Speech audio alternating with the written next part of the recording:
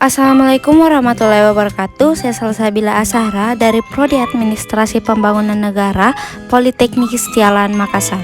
Kali ini saya akan membahas tentang 5 siklus kebijakan publik beserta contoh kebijakan yang diterapkan di Indonesia.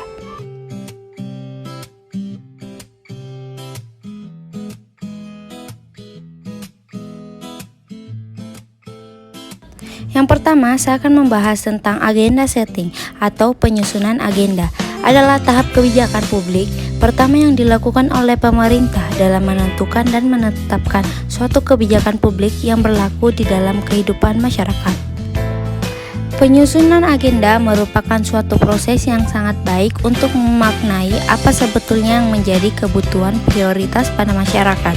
Kebutuhan masyarakat yang dipilih dan ditentukan adalah kebutuhan masyarakat yang sesuai dengan prioritas masyarakat secara keseluruhan.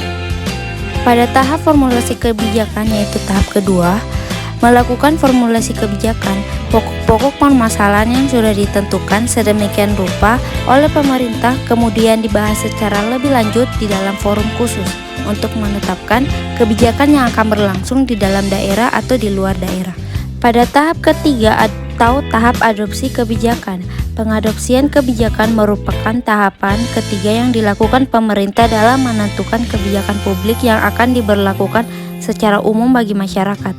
Adopsi kebijakan ini mempunyai tujuan secara legitimasi untuk memberikan otoritas atau kekuasaan pada jalannya proses dasar pemerintahan dalam menetapkan kebijakan publik.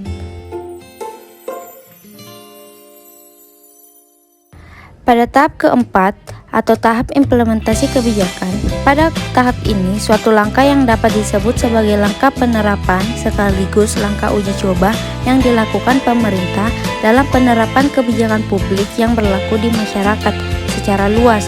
Dalam tahap ini, pemerintah melakukan peranan sebagai pengawas untuk mengawasi jalannya kebijakan publik yang berlaku di lingkungan masyarakat. Selanjutnya, tahap evaluasi kebijakan atau tahap terakhir dalam kebijakan. Evaluasi kebijakan dapat dikatakan sebagai kegiatan yang menyangkut estimasi atau penilaian yang mencakup substansi, implementasi, dan dampak. Evaluasi kebijakan ini dilakukan oleh pemerintah sebagai suatu kegiatan yang dilakukan untuk menilai kebijakan yang telah dilaksanakan. Melalui tahap evaluasi ini, pemerintah dapat melakukan perbaikan terhadap kebijakan publik yang berlaku. Selanjutnya, saya akan membahas tentang contoh kebijakan yang diterapkan di Indonesia. Kebijakan pemerintah pada masa pandemi COVID-19 dalam menerapkan PSBB di Indonesia. Awal mula diberlakukannya pembatasan sosial berskala besar atau kebijakan PSBB pada awal munculnya COVID-19 di Indonesia. Pemerintah harus memprioritaskan kebijakan apa yang harus mereka terapkan agar mencegah adanya lonjakan COVID-19 di Indonesia. Setelah itu, dengan persetujuan bersama, akhirnya pemerintah menerapkan kebijakan yaitu pembatasan sosial berskala besar atau kebijakan PSBB.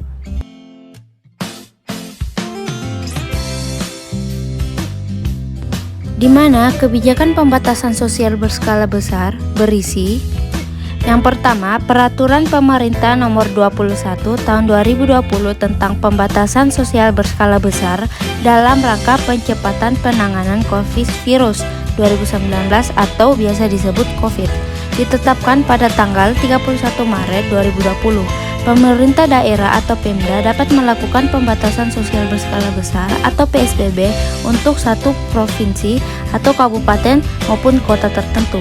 PSBB dilakukan dengan penyusunan oleh gubernur, bupati, wali kota kepada Menteri Kesehatan. Yang kedua, Peraturan Menteri Kesehatan Nomor 9 Tahun 2020 tentang pedoman PSBB dalam rangka pencepatan penanganan COVID-19 yang ditetapkan pada 3 April 2020. Kebijakan PSBB antara lain: 1. Peliburan sekolah dan tempat kerja, 2. Pembatasan kegiatan keagamaan, 3. Pembatasan kegiatan di tempat umum atau fasilitas umum, 4. Pembatasan kegiatan sosial budaya, 5. Pembatasan moda transportasi, dan 6. Pembatasan kegiatan lainnya terkait aspek pertahanan dan keamanan. Pada tanggal 7 April 2020, Menteri Kesehatan menyetujui PSBB untuk diterapkan di DKI Jakarta. PSBB dilakukan selama 14 hari. Ojek online dilarang membawa penumpang, jadwal KRL dievaluasi ulang dan dikurangi. Di wilayah Jabodetabek akan dibagikan sembako senilai Rp200.000 per keluarga, namun penerima bantuan akan mendapatkan Rp600.000 per keluarga yang diberikan selama kurun waktu 3 bulan.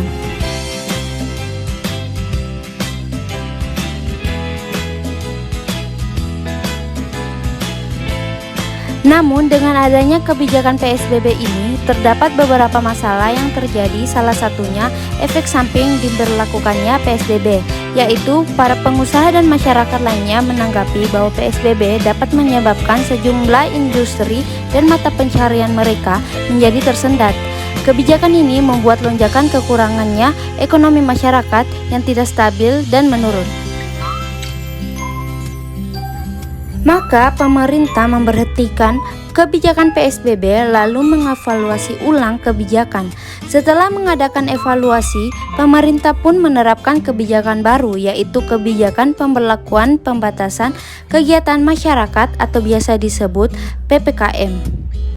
Pemerintah membuat kebijakan timbal balik, di mana kebijakan itu masih membuat masyarakat untuk bekerja dan berdagang, yang membuat keuntungan bagi masyarakat dan pemerintah Indonesia. Itulah beberapa pembahasan saya tentang siklus kebijakan publik beserta contoh kebijakan yang diterapkan di Indonesia pada masa pandemi ini.